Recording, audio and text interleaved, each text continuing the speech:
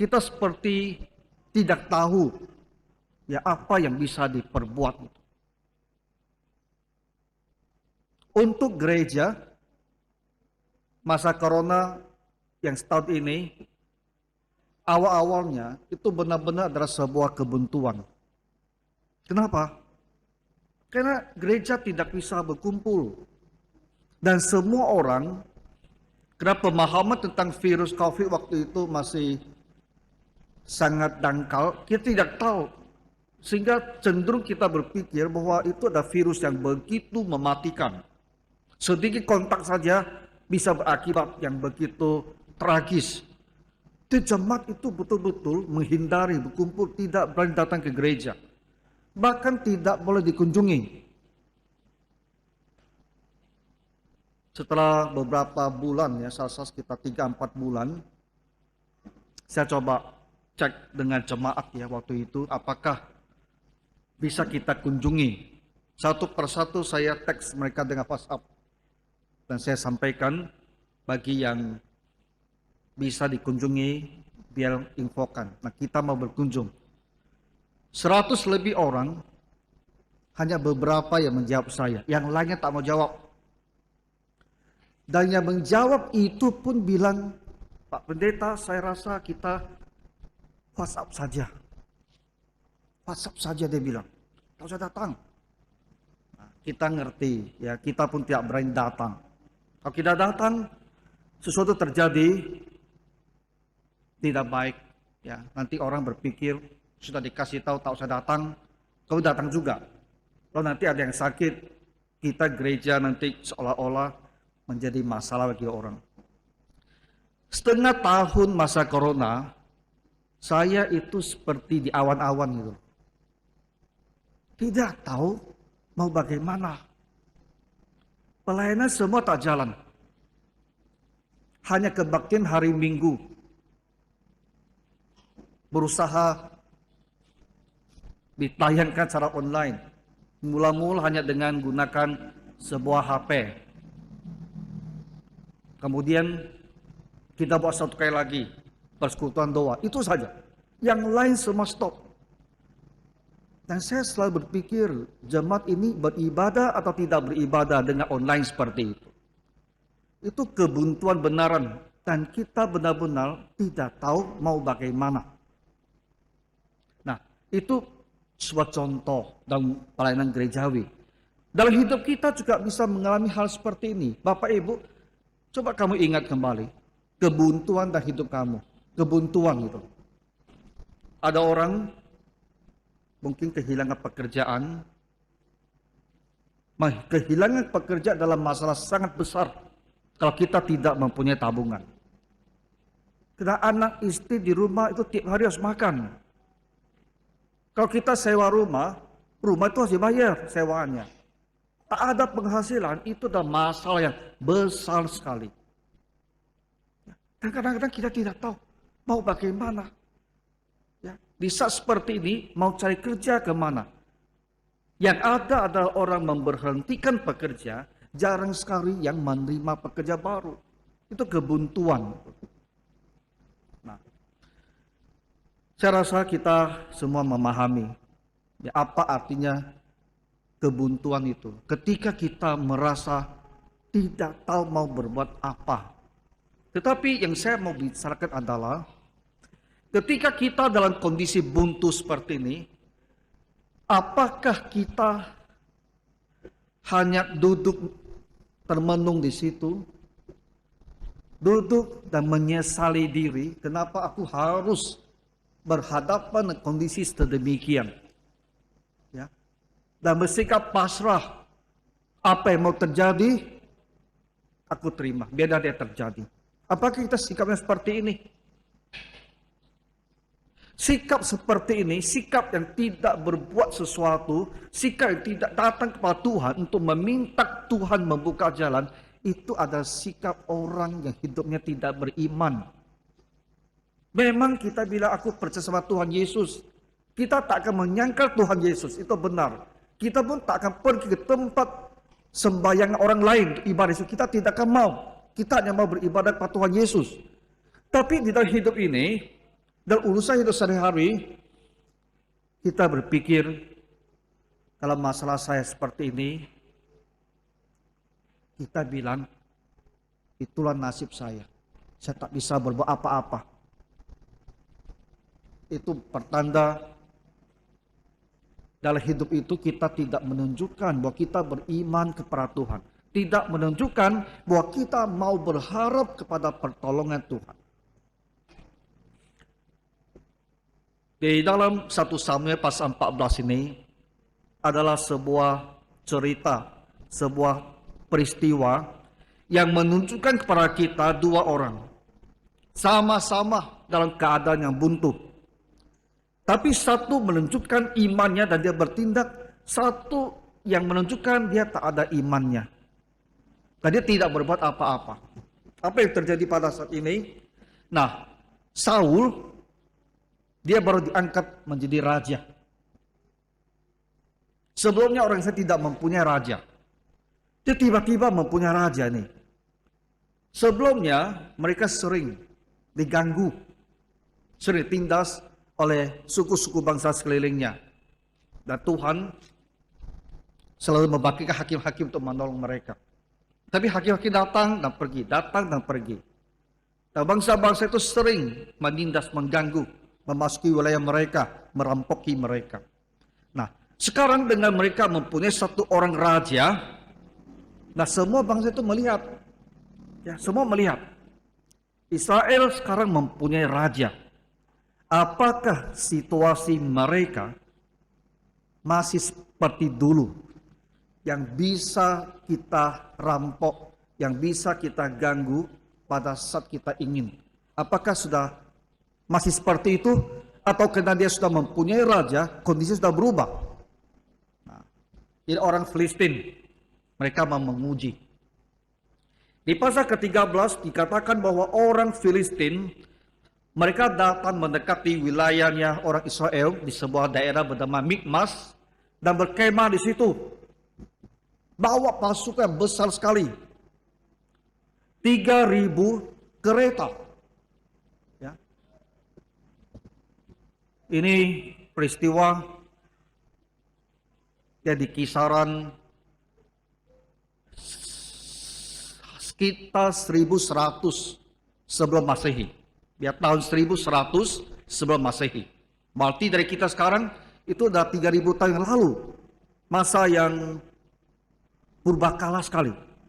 Tapi orang Filistin ini mempunyai kereta roh, mempunyai kereta kuda. Orang Israel tidak punya. Kereta kudanya ada 3.000. Nah itu pasukan besar sekali itu. Ya. Punya kereta yang ditarik oleh kuda dan punya 3.000 buah. Dan ada 6.000 orang pasukan berkuda. Dan pasukan berjalan kaki sebanyak pasir di tepi laut. Artinya kalau dilihat banyak sekali gitu loh. Bukan tak bisa dihitung. Kalau mau dihitung bisa hitung. Tapi secara umum kalau dipandang banyak sekali. Jadi penulisnya bilang itu seperti pasir di laut begitu banyak. Nah, orang Filistin membawa pasukan yang sedemikian besar datang dan mau memerangi orang Israel. Karena melihat sekarang mereka punya raja. Biar kita tes kondisi mereka sesungguhnya bagaimana. Lalu orang Israel sendiri bagaimana? Bagaimana kekuatan mereka? Firman Tuhan bilang, Saul hanya mempunyai 600 tentara. Sebetulnya dia punya 3.000. Tapi mereka melihat tak bisa menang, bubar sendiri. Tersisa 600 yang bersama dengan Saul. Bagaimana mau berperang? 3.000 kereta kuda, 6.000 pasukan berkuda, dan pasukan berjalan kaki yang dibilang begitu banyak seperti pasir, dan di sebelah sini 600 orang. Bagaimana mau berperang? Itulah kita namakan keadaan buntu. Kondisi di mana harusnya pasti kalah.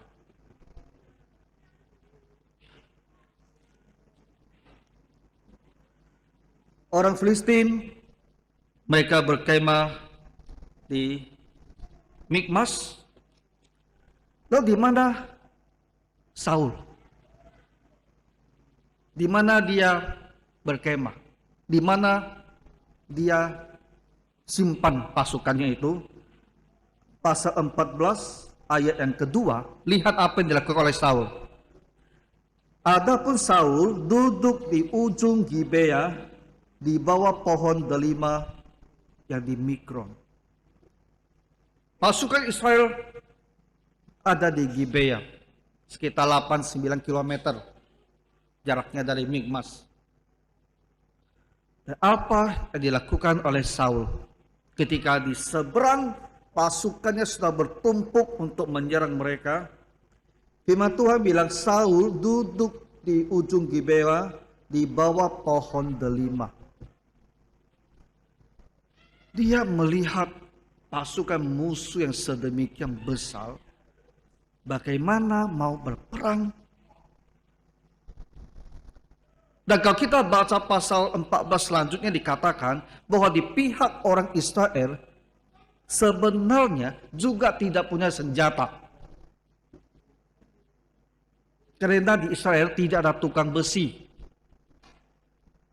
Berapa puluh tahun ketika mereka masih ditindas oleh orang Filistin sudah menutup semua usaha tukang besi di Israel.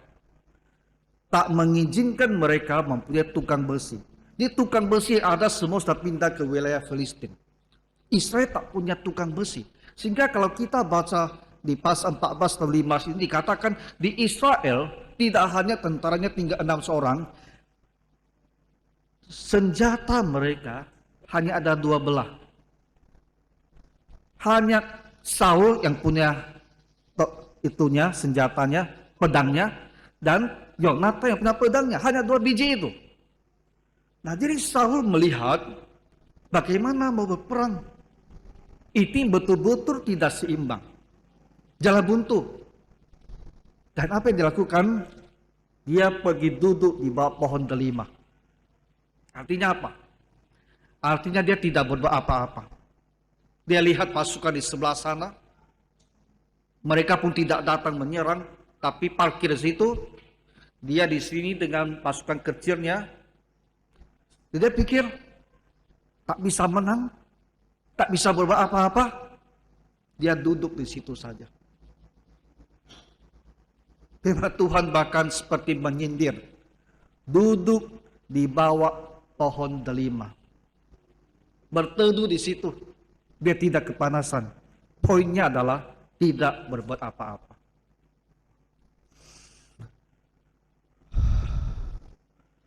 Saul juga diangkat oleh Tuhan. Tuhan juga tetapkan dia menjadi raja.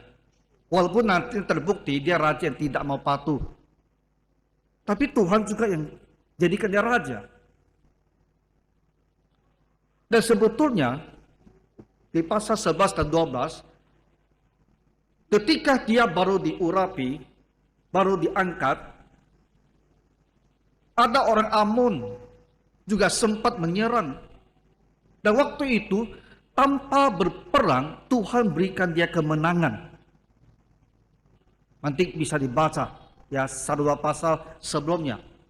Jadi dia pun sudah mempunyai pengalaman ditolong oleh Tuhan. Juga dalam keadaan yang sangat buntu. Tetapi kenapa kali ini dia duduk saja di bawah pohon delima dan tidak berbuat apa-apa. Saul ini menjadi gambaran dari seorang, dia kan seorang yang percaya pada Tuhan. Jadi bisa kita katakan, dia itu juga seorang Kristen. Tetapi ketika dia menghadapi situasi yang buntu, yang sulit begitu, dia memilih tidak berbuat apa-apa. Karena dia merasa tak ada apa-apa yang bisa dilakukan. Pertanyaan adalah kenapa dia tidak memohon pada Tuhan pertolongannya dan berbuat sesuatu. Nah, ini sikap yang terbalik dengan Yonatan anaknya. Bacaan kita mengatakan kalau Yonatan dengan bujangnya yang membawa senjata dia. Mereka berdua, mereka melihat di situ ada pasukan. Dan mereka hanya di sini, tak bisa berbuat apa-apa. Tapi Yonatan, dia menunjukkan imannya. Dia berpikir, kita tidak bisa terus dalam keadaan tak berbuat apa-apa. Kita mempunyai Tuhan. Mari kita minta Tuhan menolong. Dan kita berbuat sesuatu. Jadi dia bilang kepada bujangnya ini, kita akan coba menyeberang ke sana. Dan dia berharap pertolongan Tuhan. Dan dia bilang, aku dalam hati berkata kepada Tuhan, Tuhan begini ya, aku butuh pertolonganmu. Tapi saya tidak tahu apa Tuhan mau saya maju atau tidak. Apa Tuhan akan berikan saya kemenangan tidak kalau saya maju. Jadi saya sepakati dengan Tuhan. Saya akan menyeberang sedikit dan tunjukkan diri saya dan berusaha kepada mereka. Kalau orang sana bilang, ayo ke sini. Marilah. Berarti Tuhan menyerahkan mereka pada kami. Saya akan naik dan pergi memerangi mereka. Tapi kalau mereka bilang, tunggu, kami akan datang, berarti Tuhan tak serahkan. Ini adalah kesepakatan dalam hati Yonatan dengan Tuhan. Sesuatu yang dia lakukan, kan dia percaya Tuhan bisa menolong. Tuhan bisa menolong walaupun kita hanya dua atau tiga orang. Tuhan bisa menolong walaupun kita kecil. Tuhan bisa menolong kalau kita banyak. Tuhan pun bisa menolong kalau kita sedikit. Kepada Tuhan kalau menolong itu tidak tergantung pada jumlahnya. Asal beriman Tuhan bisa menolong. Ya, dan Tuhan menghargai imannya ini. Dia mau berbuat sesuatu dan dia tunjukkan dirinya. Dan orang bilang, ayo ke sini, biar kami pukul mati kamu itu. Jadi mereka berdua naik. Dan firman Tuhan bilang, dalam pertempuran jarak dekat itu ya, satu peta mereka bercocok tanam. Dalam jarak dekat itu mereka membunuh 20 orang. Dan kemenangan itulah yang nantinya memberi semangat kepada orang Israel. Yang ujungnya nantinya memperoleh kemenangan tuntas. Jadi Yonatan ini memberikan kita sebuah contoh orang di dalam kebuntuan, dalam keadaan yang sepertinya tak bisa berbuat apa-apa lagi, dia yakin ya Tuhan bisa menolong. Dan dia berbuat sesuatu, dia bilang kepada Tuhan, aku akan maju. Kalau Tuhan izinkan, kalau Tuhan mau menolong, aku akan maju. Walaupun aku hanya berdoa, aku akan maju juga ke situ. Ya, memerangi pasukan garnison mereka. Ya, kita bilang pasukan pengawal. Pengawal itu garnison, yang pengawal perbatasan di Mikmas.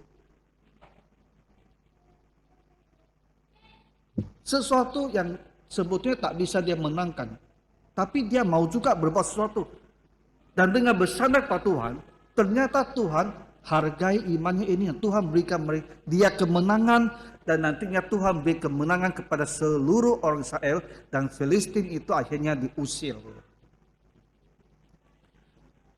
Nah, tentu ada satu pertanyaan.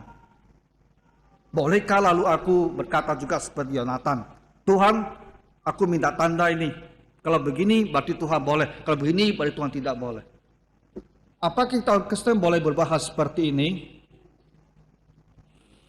Ini adalah pertanyaan yang sangat sulit dijawab. Karena sifatnya sangat-sangat subjektif. Ya. Dalam kasus Yonatan, kisahnya jelas. Tuhan berkenan dengan cara yang dia sarankan.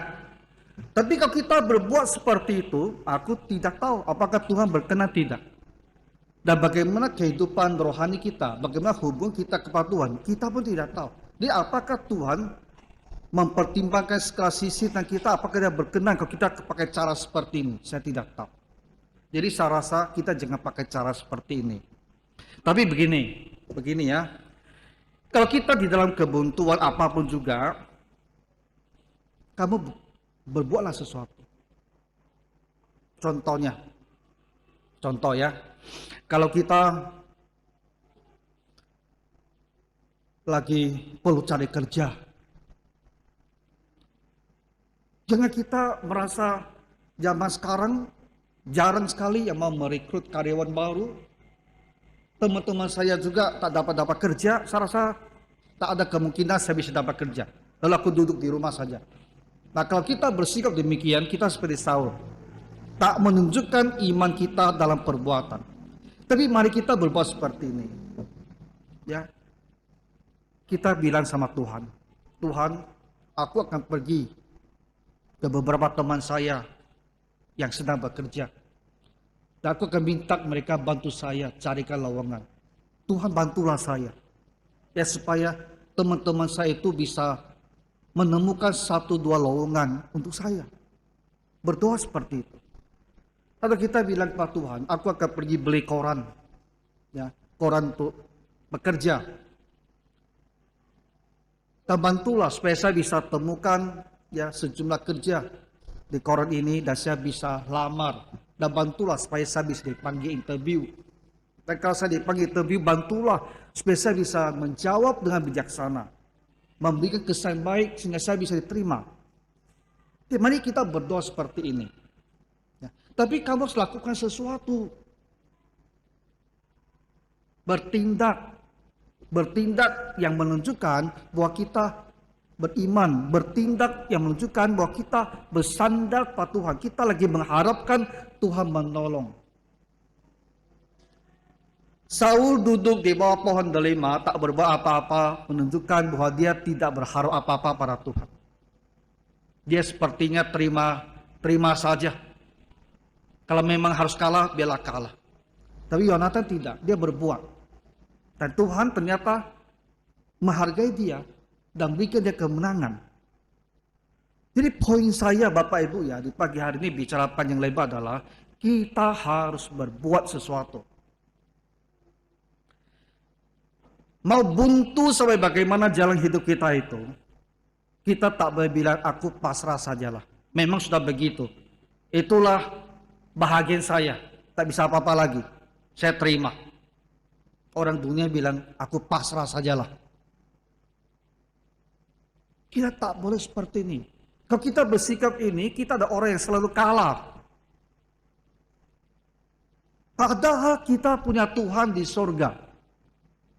Kita bilang, walaupun keadaannya begitu buruk, aku tidak punya jalan, aku tidak tahu bagaimana lagi. Tapi aku akan berbuat sesuatu, dan aku akan berdoa supaya Tuhan memberkati apa yang saya usahakan ini, supaya dia menghasilkan sesuatu yang baik.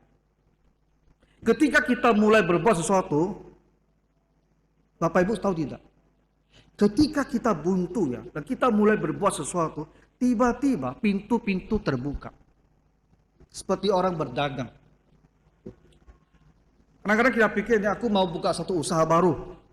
Tapi mau usaha apa? Sebenarnya tidak tahu mau usaha apa. Tak ada jalan. Tidak kena supplier. Tidak tahu mau jualan apa. Kita bisa seperti ini. Tapi tahu tidak? Ketika kamu betul-betul mulai jualan, buka usaha, buka toko, sambil jalan, kamu kenal banyak orang. Sambil jalan, banyak pintu terbuka. Itu adalah begitu ya sifatnya itu. Nah, dunia usaha. Kamu kalau sudah mulai, pintu-pintu terbuka. Kalau kamu tak memulai, semua pintu kelihatannya tutup semua. Jadi biar kita harus bertindak, berbuat sesuatu, nanti kita akan melihat Tuhan buka jalannya. Dan jalan kita tak buntu lagi, kita mendapatkan pertolongan. Jadi kembali seperti di awal, di 6 bulan pertama gereja seperti di awan-awan, karena tidak tahu mau berbuat apa. Tapi setelah itu, sekarang banyak sekali pelayanan di gereja. Tiap hari ada pelayanan. Kenapa? Karena setelah itu kita temukan cara menggunakan Zoom, Ya, kita temukan bagaimana cara menggunakan sistem untuk online lebih baik. Lalu kita temukan hal-hal lain dan semua bisa dikerjakan. Jadi gereja sekalipun sepertinya masih dalam masa corona, tapi sudah bisa berfungsi lumayan aktif.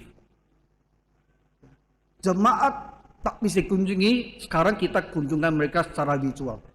Ya, kita hubungi per WhatsApp, hubungi pakai Zoom, atau hubungi per telepon, bisa. Jadi sudah bisa lagi dikerjakan kembali. Hal-hal yang dari awal kita tidak tahu bagaimana caranya, tapi ketika kita mulai masuk, pintu-pintu pun terbuka. Jadi Bapak Ibu, adakah kamu hadapi kebuntuan pada saat ini?